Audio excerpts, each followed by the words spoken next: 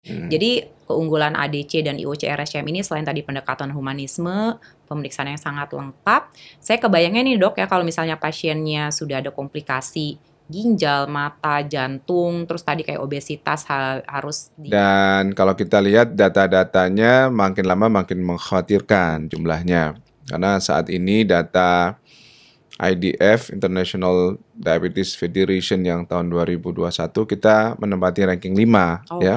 Ranking 5 di seluruh dunia. Mungkin obesitas itu dikaitkan dengan kesejahteraan ya. Oh ya, jadi semakin gemuk semakin gemuk, sejahtera semakin ya. sejahtera, semakin banyak duit. Iya. Begitu juga pada anak-anak kan gitu ya. Masyarakat kita itu melakukan deteksi dini kalau ada keluhan. Nah, itu yang salah. Kemudian yang lain juga kita punya media yang lebih luas yaitu ngopi diabetes. Ngopi itu singkatan sih sebenarnya, Mbak. Kirain saya ada kopi merek diabetes nih, Dok. Ngobrol apa, Dok? Ngobrol pintar. Iya, ngobrol pintar diabetes. Jadi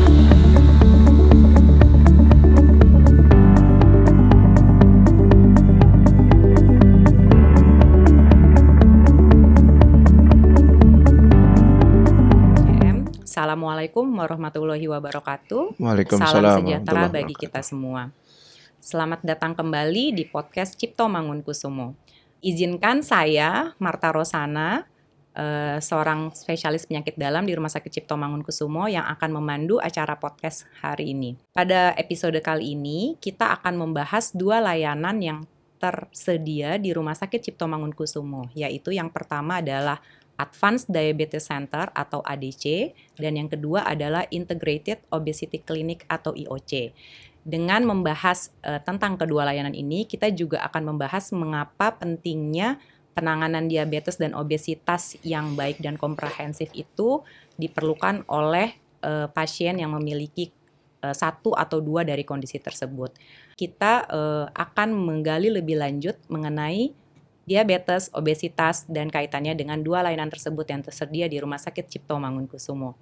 Hari ini kita akan kedatangan narasumber yang ahli di bidangnya, yaitu adalah Dr. Tri Juli Edi Tarigan, spesialis penyakit dalam, konsultan endokrin metabolik diabetes. Beliau adalah ahli penyakit dalam dan juga ahli endokrinologi yang ada di Rumah Sakit Cipto Mangunkusumo. Mungkin kita sapa dulu kepada Dr. Tri Juli. Assalamualaikum, selamat siang dok. Saat ini kita dalam kondisinya siang ya dok. Keadaan sehat ya dok? Sehat, alhamdulillah. Ya, baik. Mudah-mudahan juga sobat sehat juga semuanya sehat. Iya. Terima kasih Dr. Tri Juli sudah berkenan meluangkan waktunya. Jadi Sobat Sehat RSCM, Dr. Tri Juli ini juga selain merupakan internis dan endokrinologis, beliau juga kebetulan adalah kepala dari ADC dan IOC di RSCM. Jadi kita langsung bertanya kepada ahlinya langsung, sumbernya langsung. Nah ini mungkin kita ngobrol-ngobrol santai aja ya dok ya. Santai aja Mbak. Jadi karena sesuai namanya tadi kan Advanced Diabetes Center dan Integrated Obesity Clinic. Nah mungkin Sobat Sehat RSCM mau tahu dulu dok, kenapa sih penting sekali membahas mengenai kondisi diabetes dan obesitas ini dok? Mungkin dokter bisa cerita situasi di Indonesia atau di dunia saat ini seperti apa dok? Ya, obesitas dan diabetes itu sangat dekat ya. Biasanya juga dibahas sekaligus obesitas, prediabetes, dan diabetes. Dan kalau kita lihat data-datanya makin lama makin mengkhawatirkan jumlahnya. Karena saat ini data IDF, International Diabetes Federation yang tahun 2021 kita menempati ranking 5 ya. Ranking 5 di seluruh dunia. Begitu juga kalau kita lihat angka Riskesdas terkait dengan obesitas itu juga mengkhawatirkan. Artinya 35% tahun 2018 itu masyarakat kita mengalami obesitas. Ya. Mungkin kalau diikutkan dengan kelebihan berat badan lebih tinggi lagi. Baik. Kemudian kalau kita lihat angka Riskesdasnya juga kalau merujuk ke angka lingkar perut ya, lingkar perutnya juga yang lewat dari batas ya kalau kita gunakan 80 cm untuk pria, 90 cm untuk wanita, itu angkanya juga di atas 30%.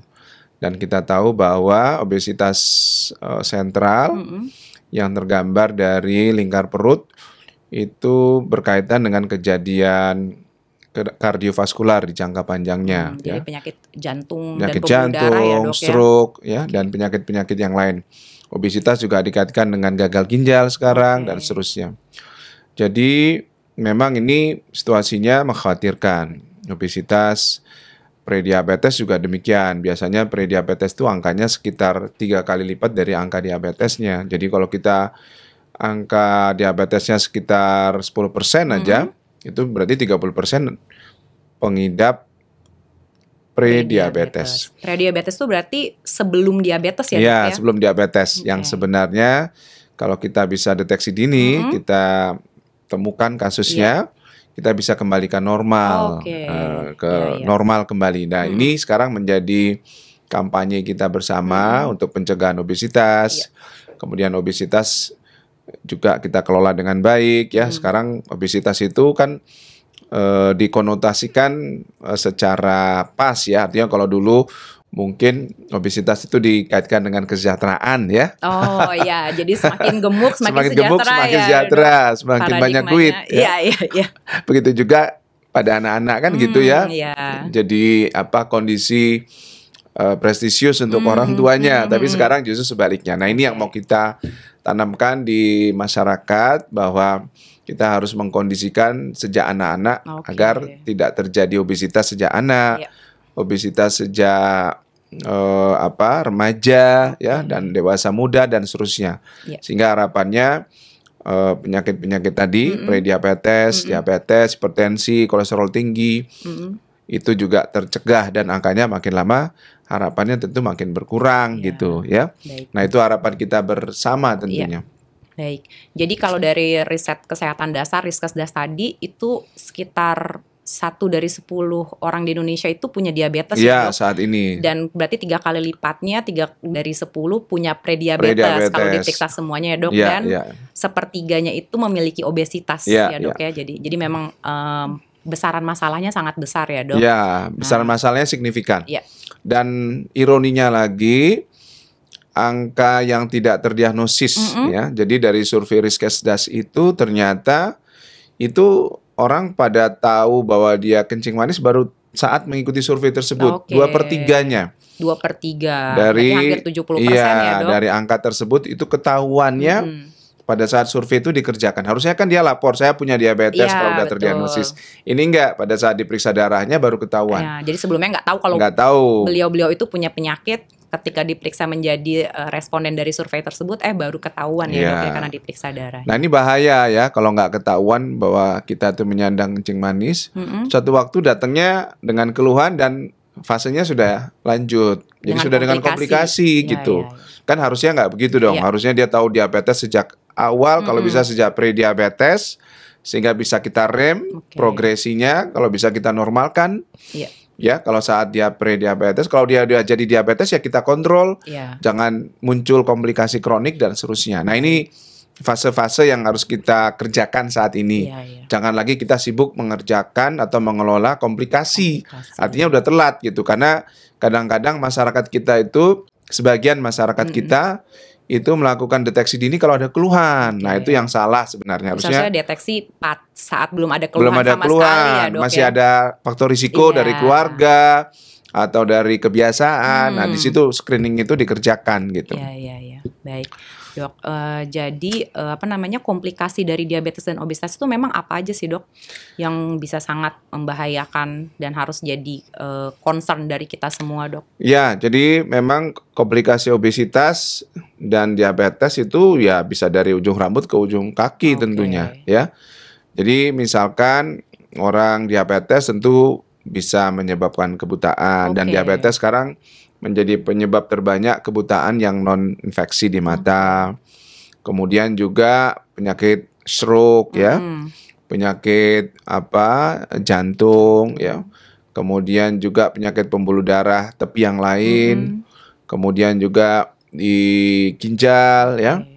Kemudian juga di muskuloskeletal sendi. Kemudian juga di gangguan seksual ya. Kemudian juga di kaki ya. Jadi memang obesitas dan diabetes ini karena sifatnya sistemik ya, artinya efeknya itu ke pembuluh darah kecil, pembuluh darah besar, dan juga termasuk di luar di luar sel ya, di luar pembuluh darah juga terpengaruh ya.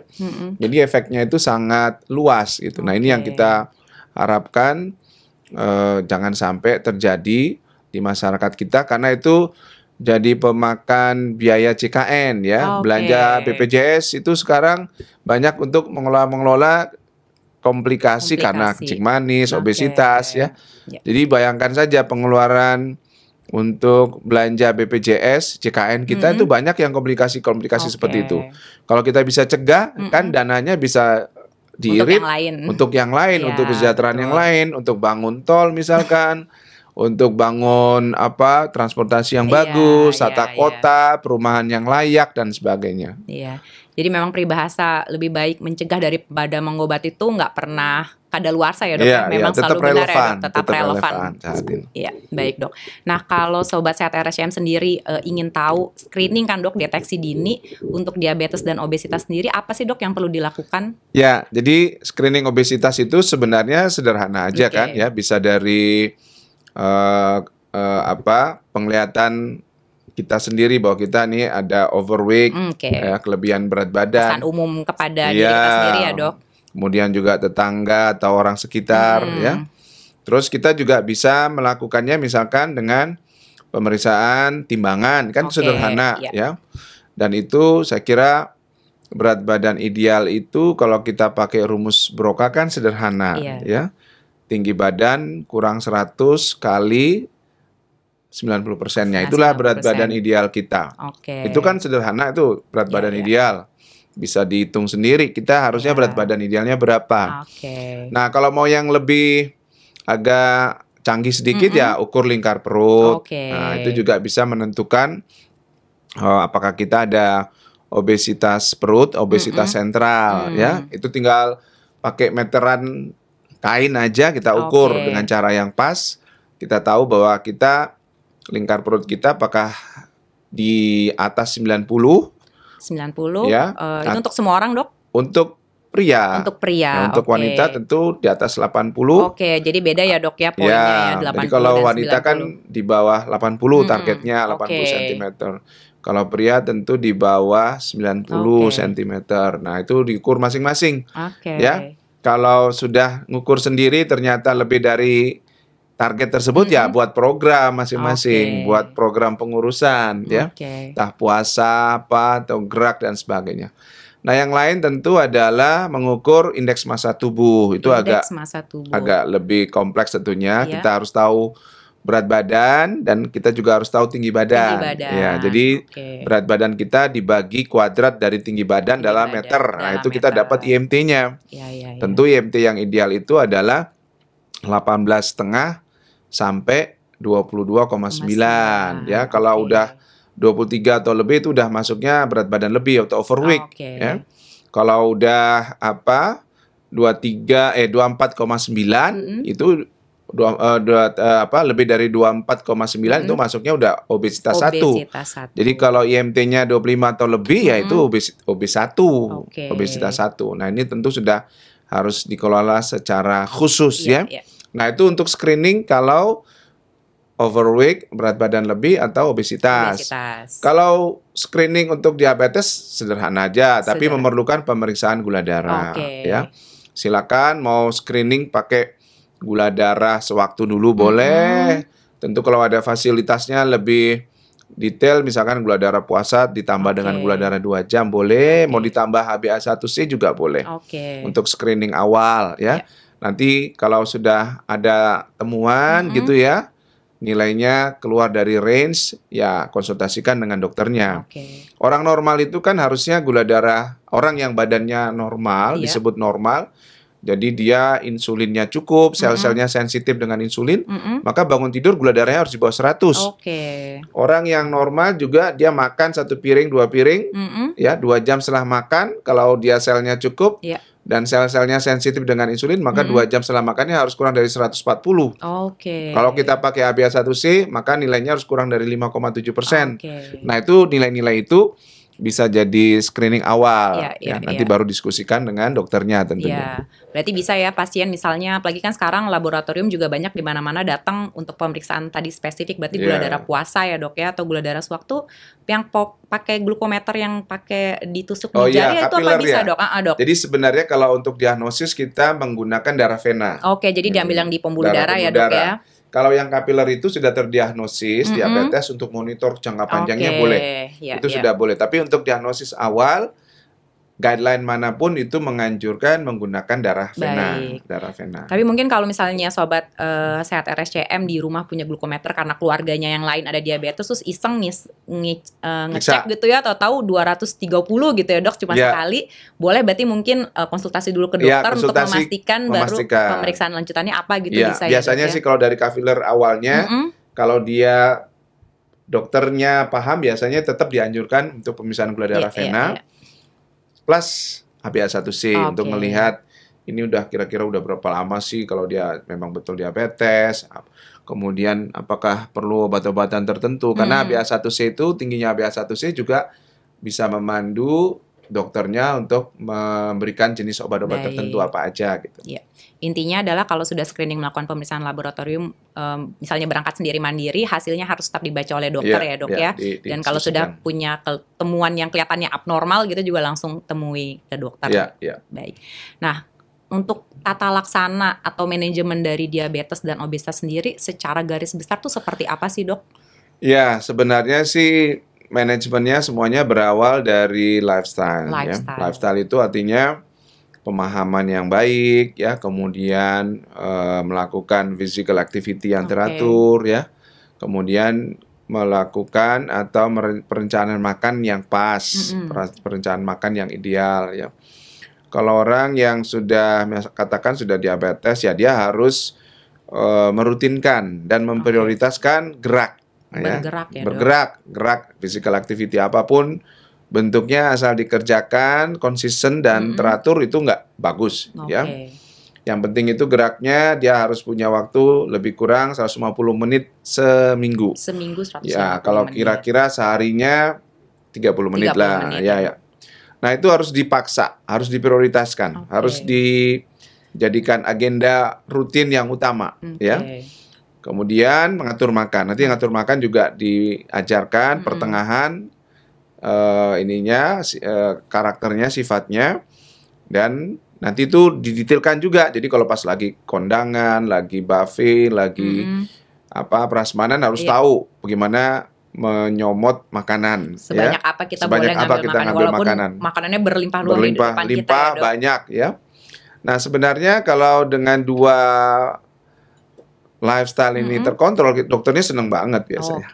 Artinya kalau bisa target-targetnya tercapai hanya dengan dua lifestyle tadi, yaitu merutinkan aktivitas fisik dan mengatur makan secara pas, terkontrol semuanya, bisa jadi dia nggak perlu obat. Ya, bagus banget, seneng banget dokternya. Jadi nggak perlu obat sama sekali walaupun ada sakitnya ya dok. Iya, jadi bisa terkontrol dengan lifestyle namanya, ya. Kecuali dalam kondisi-kondisi sudah ada komplikasi, yang lain itu ceritanya lain lagi tentunya.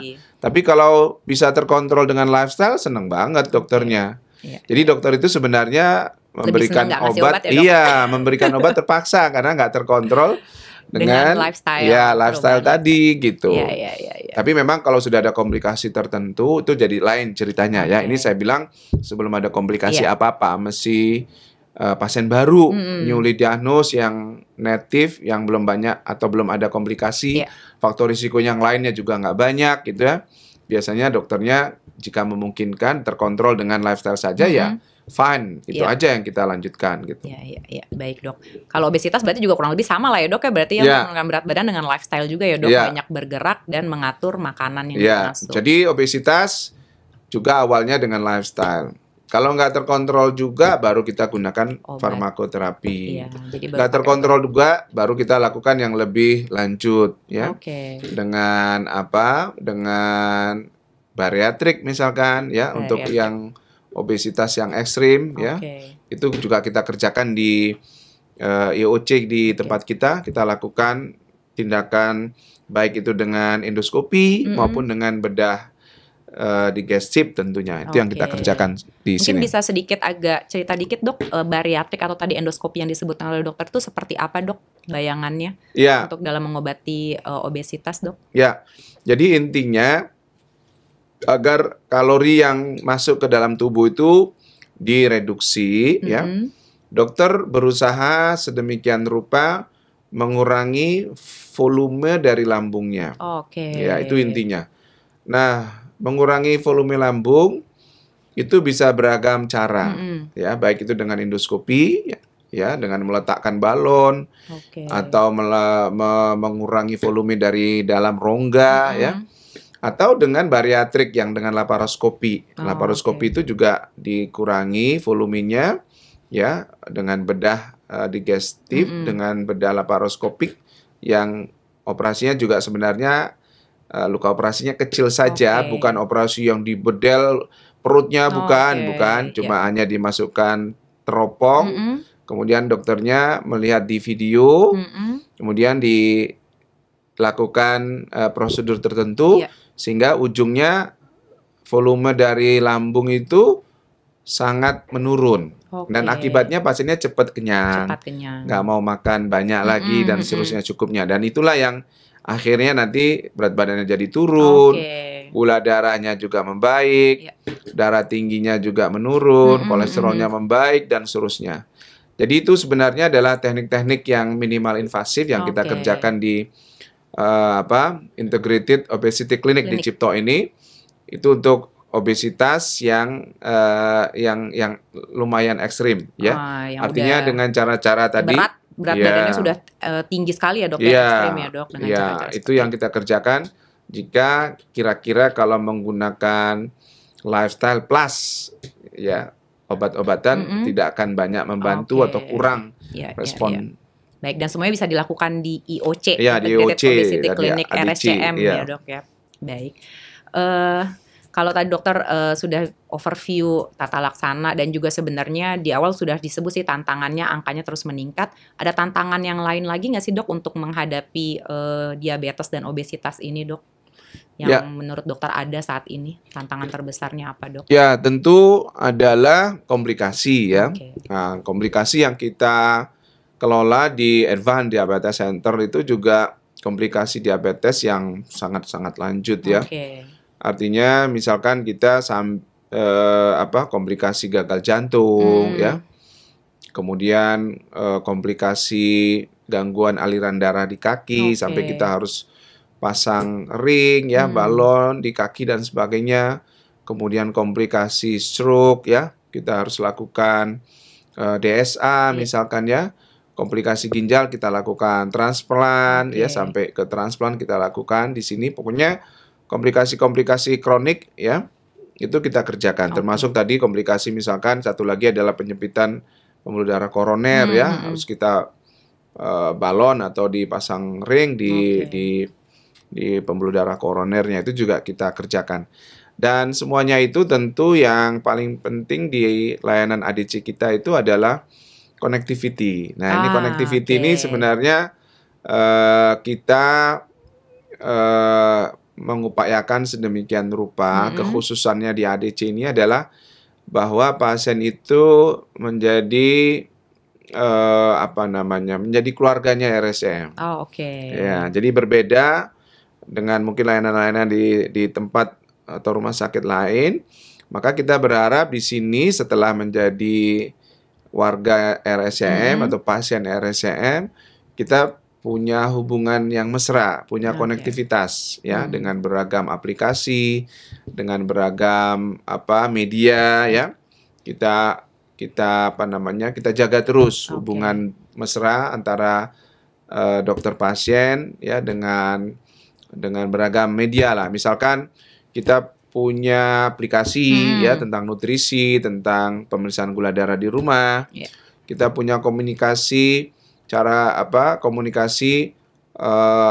grup fokus grup discussion. Jadi berapa pasien, 5-10 pasien kita kumpulkan yang punya masalah tertentu ya, terus kemudian nanti diskusi panjang lebar dengan narasumbernya, fokus group discussion namanya. Itu tinggal pesen mau ambil topik-topik yang mana, silakan dipilih oleh pasien-pasien kita. Iya, iya. Ya, misalkan pengen puas ngobrol dengan dokter narasumbernya tentang apa nih, perawatan kaki mandiri misalkan. Dia tinggal pesan aja sama Advanced Diabetes Center, nanti dijadwal, di range, dikumpulkan jumlah minimal pesertanya.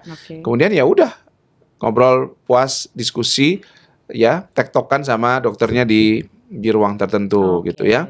Kemudian yang lain juga kita punya media yang lebih luas, yaitu ngopi diabetes. Ngopi itu singkatan sih sebenarnya, Kak. Kirain saya ada kopi merek diabetes nih, Dok. Ngobrol apa, Dok? Ngobrol pintar. Ngobrol pintar. Iya, ngobrol pintar diabetes. Jadi di media medsos itu live, ya kita undang penyandang diabetes yang menjadi warga kita. Sebanyak mungkin silakan, dan di situ topiknya memang sudah terjadwal sebulan sekali biasanya. Jadi bisa nanya, bisa ngasih pengalaman, bisa sharing dengan teman-teman yang lain tentang pengalaman-pengalaman pribadi, pengalaman menarik, pengalaman-pengalaman yang exciting terkait dengan diabetes, nanti jadi inspirasi untuk teman-teman yang lain gitu ya.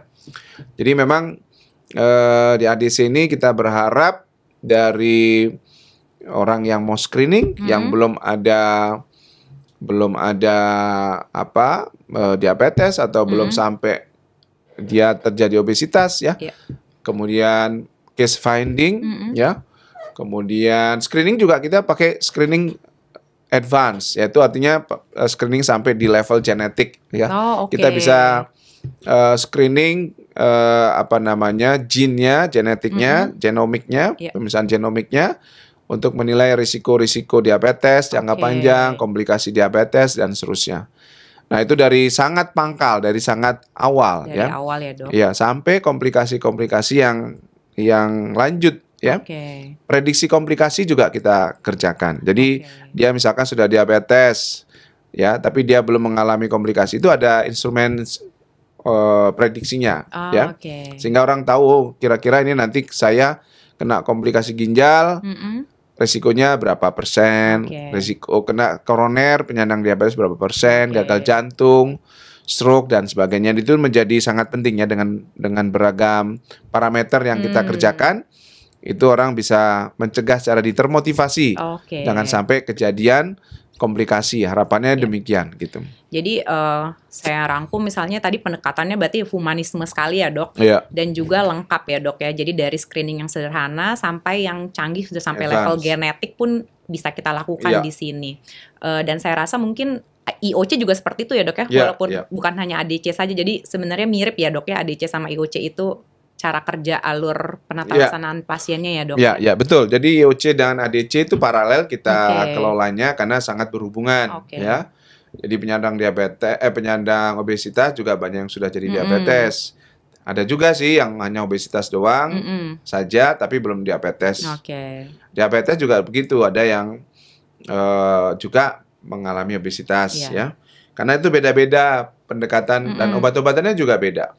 Obat-obatannya sekarang tentu kalau dia diabetes, dan juga ada obesitas, ya obat-obat diabetesnya kita carikan juga yang punya manfaat menurunkan berat badan misalkan. Dia diabetes, kemudian dia pernah kena stroke atau kena serangan jantung, ya obat-obat diabetesnya kita pilihkan yang punya kemampuan menurunkan gula darah, tapi juga protektif terhadap organ jantungnya jangka panjangnya. Jadi kemajuan obat tuh sudah sangat pesat ya, Dok, saat ini ya, Dok. Jadi obat-obat yang kita sediakan bukan hanya obat-obat yang basic menurunkan gula, nggak cukup. Tapi obat-obat diabetes juga punya added value, punya manfaat tambahan, mencegah proteksi jantungnya, mencegah atau proteksi ginjalnya, mencegah dan proteksi stroke ulangannya, gangguan aliran darah, gagal jantung dan seterusnya. Jadi obat-obat diabetes sekarang sudah sangat maju karena tidak hanya punya properti dia turunkan gula, tapi juga dia proteksi organ untuk jangka panjangnya. Berarti itu sangat baik untuk pasien kita ya, Dok ya. Jadi keunggulan ADC dan IOC RSCM ini selain tadi pendekatan humanisme, pemeriksaan yang sangat lengkap, saya kebayangnya nih, Dok ya, kalau misalnya pasiennya sudah ada komplikasi ginjal, mata, jantung, terus tadi kayak obesitas harus dipasang balon di lambungnya dengan ahli saluran cerna, terus dengan dokter bedah digestif. Nah itu untuk pasien sendiri jadi rumit nggak sih dok? Harus bolak-balik ketemu banyak dokter di hari yang berbeda. Nah itu apakah kalau di ADC dan IOC itu seperti apa dok? Ya sebenarnya Kira-kira. kita punya timnya itu tim tim komprehensif ya. Tim yang pendekatan kerjanya itu holistik, komprehensif, dan ini pendekatan tim ya. Kita membiasakan untuk selalu membawakan kasus-kasus yang kita miliki itu ke case meeting namanya ya, case meeting. Jadi ada obesity meeting misalkan, atau ada penyakit atau case meeting kasus-kasus sulit untuk diabetes misalkan ya, dengan teman-teman dari kardio, dengan ginjal, dengan psikiatri, dengan rehab, dengan gizi dan gizi klinik dan sebagainya, itu kita bersama-sama. Jadi itu salah satu saya kira keunggulan kita, bahwa kita approaching-nya tidak kompartemental ya, tidak sendiri-sendiri jalan masing-masing gitu.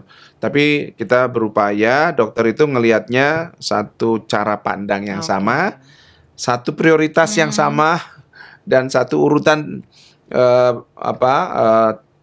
langkah-langkah yang sama gitu. Dari beragam masalah yang dia miliki, mungkin kita harus satu sepakat, kita langkahnya apa dulu yang pertama, yang kedua apa, yang ketiga apa. Ya, jangan masing-masing mengusulkan atau menginginkan beda-beda sesuai dengan keinginannya masing-masing. Enggak. Karena setiap kasus, setting kasus itu urutan terbaiknya ada beda-beda setiap kasus gitu ya. Sehingga teman-teman itu juga terbiasa bahwa oh iya, yang ini lebih prioritas terlebih dahulu untuk saat ini, nanti berikutnya dan sebagainya. Dan biasanya kadang-kadang kita juga punya joint meeting ya. Joint meeting itu sekali-sekali ya, walaupun mungkin pasiennya nggak diundang, tapi bisa juga diundang. Jadi pasiennya kita hadapi bersama-sama gitu ya, di ruangan, tim dokternya, terus dari masing-masing dokter memberikan ulasan ya dari perspektif masing-masing, sehingga pasiennya bisa secara komprehensif melihatnya ya dari beragam disiplin ilmu yang tersedia, dan nanti tinggal melaksanakannya masing-masing gitu. Ya, jadi Sobat Sehat RSCM yang menjadi pasien di ADC dan IOC itu sudah pasti kasusnya itu apapun itu sudah dibicarakan jadi tim ya dok ya. Jadi sudah banyak ahli yang memegangnya, dan yang diberikan ke pasien itu adalah insya Allah yang terbaik insya ya Allah dok. Yang terbaik. Ya, baik. Jadi saya bisanya kebayangnya sih memang sangat bisa A to Z sekali ya dok ya, dari ujung pangkalnya sampai dari awal sampai akhir itu bisa ditangani semua di ADC dan IOC. Baik, kalau dokter sendiri ada sharing mungkin ada apa ya dok namanya, seperti kisah sukses dalam penanganan pasien mungkin obesitas yang kita nyebutnya mungkin obesitas ekstrem atau yang berat badannya sangat berlebih gitu ya dok ya. Di IOC ada sharing kisah yang menarik atau sukses gitu dok, yang bisa menjadi pemicu penyemangat Sobat Sehat RSCM kita untuk mau mulai berobat gitu dengan kondisinya dok? Ya, sebenarnya kita punya testimoni ya, beberapa kasus ya yang datang dengan berat badan yang ekstrim ya, bahkan IMT-nya di atas 45 dan sebagainya ya. Dan datang dalam kondisi yang berat badan yang juga ekstrim, sulit bergerak ya. Tetapi setelah dilakukan bariatrik surgery, berat badannya turun dengan baik, pelan-pelan ya. Dan dengan asistensi tim kita di sini, akhirnya pasiennya bisa ambulasi, bisa berjalan lagi dan seterusnya. Dan itu nampak betul bahwa dengan diturunkannya berat badan, itu bisa membantu dan menyelesaikan banyak masalah gitu. Jadi dengan satu obesitasnya ditangani aja, masalah yang lain juga tertangani ya. Jadi dengan kita nurunkan berat badannya saja, gulanya jadi bagus ya. Tensinya juga membaik, kolesterolnya juga makin lama makin membaik dan seterusnya. Jadi memang ini pangkalnya itu tentu obesitas ini yang harus kita kelola secara lebih serius ya. dan itu juga kampanye di level masyarakat, di level pasien, di level keluarga. Itu harus menjadi sebuah gerakan bersama anak bangsa ya. Sehingga nanti makin lama kos yang kita keluarkan untuk penyakit-penyakit degeneratif kardiovaskular renal ini makin lama makin berkurang. Jadi saya kira kasus-kasus ekstrim kita banyak yang sudah kita buat testimoninya, dan ini menjadi menjadi presiden ya, bahwa di IOC ya, Integrated Obesity Clinic, dan di ADC ini kasus-kasus kita tuh sukses story-nya banyak, dan juga dengan pendekatan yang tadi, pendekatan yang humanism, pendekatan yang sangat patient centered ya, kita tentu nggak diragukan lagi bahwa IOC dan ADC itu merupakan pelabuhan hati ya bagi pasien-pasien kita di luar sana, dan juga memang RSCM kan levelnya adalah level rujukan nasional ya, rujukan nasional. Kita adalah tempat rujukan diabetes nasional karena kita harus mengampu rumah sakit vertikal Kemenkes ya di seluruh Indonesia ya, mengupgrade rumah sakit pemerintah. Itu memang tugas kita, sehingga kita memang harus lebih maju. Dan jangan lupa bahwa kita juga berkolaborasi ya dengan Joslin Diabetes Center misalkan. Joslin Diabetes Center di Boston sana itu menjadi rekan kerja kita untuk mengembangkan ADC ini tentunya ya, sehingga ADC ini ke depan harapannya layanannya lebih standar internasional. Standar internasional ya dok ya. Jadi tidak hanya di level nasional tapi juga sampai ke level internasional gaungnya ya dok ya. Baik, mungkin pertanyaan terakhir nih dok, terkait mitos dok, di masyarakat tuh banyak beredar kalau yang pasien diabetes sudah dengan minum obat dan mungkin beberapa macam gitu ya, suka banyak yang nanya, dok emang saya ginjalnya nggak rusak ya dok kalau saya minum obat sebanyak ini gitu. Nah mungkin pesan dari Dr. Tri Julie seperti apa dok untuk kekhawatiran seperti ini dok? Ya, intinya dokter itu kan kerjanya berdasarkan bukti yang valid ya, dengan obat-obatan hasil penelitian ya. Juga obat-obatan itu ditawarkan bersama dengan lifestyle ya. Jadi yakinlah Bapak Ibu Sobat Sehat RSCM bahwa obat-obat yang ditawarkan itu adalah obat-obat yang terbaik. Dan obat-obat yang tentu adalah memang aman untuk ginjalnya dalam jangka panjangnya. Dokter punya pedoman pengobatan, kapan menggunakan obat ini, kapan menggunakan obat itu, dan sebagainya. Dan yakin dokternya nggak mungkin ya menawarkan obat-obatan yang diketahui merusak ginjal, kan nggak mungkin ya, nggak mungkin.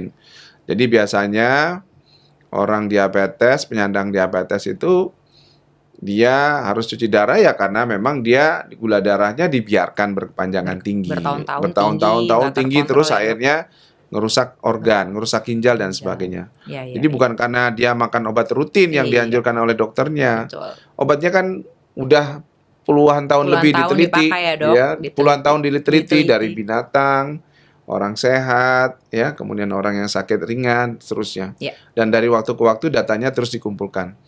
Dan setiap keadaan itu obatnya ada yang terbaik tentunya. Jadi masyarakat harus tahu dan tidak usah ragu-ragu ya. Kalau makan obat diabetes atau obat darah tinggi yang jangka panjang, ya memang itu yang terbaik untuk yang bersangkutan ya. Jadi nggak usah ragu-ragu. Dan toh kan kalau kita rutin kontrol kan semua organnya dimonitor dengan baik kan, dipantau dari waktu ke waktu gitu ya. Ya, intinya insya Allah kalau sudah diberikan obat dari dokternya, itu pasti tidak mungkin merusak ginjal dan disesuaikan dengan kondisi pasien pada saat itu ya dok ya. Baik, terima kasih atas pencerahannya Dr. Tri Julie. Kita sudah di akhir acara podcast kita. Terima kasih sekali Dr. Tri Julie atas berbagi wawasannya mengenai diabetes dan obesitas dan juga berbagi informasi baru tentang layanan Advanced Diabetes Center atau ADC dan Integrated Obesity Clinic atau IOC di RSCM ini. Mungkin ada sedikit 1-2 kalimat pesan atau saran kepada para Bapak Ibu Sobat Sehat RSCM terkait diabetes dan obesitas ini, Dok? Ya, Sobat Sehat RSCM, kita harus memperbaiki mindset kita dan keluarga kita ya, bahwa obesitas itu saat ini sudah dianggap sebagai sebuah penyakit kronik yang harus jadi momok atau menjadi musuh bersama kita ya. Kita harus upayakan agar keluarga kita sendiri ya, semuanya dari kecil ya terbiasa dengan banyak gerak ya. Biarkanlah anak-anak kecil kita sering main bola ya, aktif lari sana sini ya. Kalau perlu disediakan fasilitasnya ya, dibiasakan untuk makan sehat ya. Kemudian bisa mempertahankan berat badan yang ideal, banyak gerak, pokoknya seneng gitu dengan outing dan seterusnya. Sehingga harapannya mindset itu terus menyebar ya. Dan kemudian ya seluruh anak bangsa kita ini punya persepsi yang benar terkait dengan obesitas dan diabetes. Dan tentunya yang punya faktor risiko jangan ragu-ragu untuk segera melakukan screening seawal mungkin, jangan nunggu keluhan. Jadi kalau kencing manis, kalau sudah ada keluhan itu sebenarnya biasanya udah advance, sudah lanjut. Jadi jangan nunggu ada keluhan. Begitu kita ada punya faktor risiko, ya kita harus secara aktif, proaktif melakukan screening berkala ya. Kalaupun kita sudah ketahuan kencing manis mungkin karena faktor bawaan dan sebagainya, nggak apa-apa ya, orang kencing manis juga bisa jadi presiden, kencing manis juga bisa jadi pilot, kencing manis juga bisa atlet olimpiade, perdana menteri, banyak ya, profesor nggak ada masalah. Yang penting gula darahnya terkontrol dan hidup dengan optimisme dan hidup dengan semangat ya, dengan tetap merutinkan tadi pilar-pilar pengelola diabetesnya sampai umurnya panjang dan terus bisa berkarya untuk negerinya dan berkarya untuk keluarganya. Mungkin itu. Baik, terima kasih Dok, sarannya yang sangat luar biasa. Jadi sekali lagi terima kasih Dr. Trijuli atas waktunya dan berbagi ilmunya. Jadi Bapak, Ibu, Saudara-saudari, Sobat Sehat RSCM, demikianlah podcast episode hari ini. Kita sudah membahas mengenai pentingnya mulai screening atau mengetahui tentang diabetes dan obesitas, dan mulainya dari pangkal sekali, jadi dari awal sekali. Jadi mencegah daripada mengobati itu terus relevan. Jadi jangan sampai kita datang ke dokter saat sudah mulai ada keluhan. Jadi jika kita memiliki fasilitas dan kemampuan, lakukanlah screening sedini mungkin. Jika sudah ada keluhan, langsung temui dokter terdekat dari Sobat Sehat RSCM. Kemudian jika Sobat Sehat RSCM masih ingin mengetahui informasi lebih lanjut mengenai layanan Advanced Diabetes Center atau ADC dan Integrated Obesity Clinic atau IOC, bisa dapat menghubungi nomor WhatsApp yang ada di layar yang bisa dilihat oleh para Sobat RSCM atau juga di deskripsi dari video podcast ini.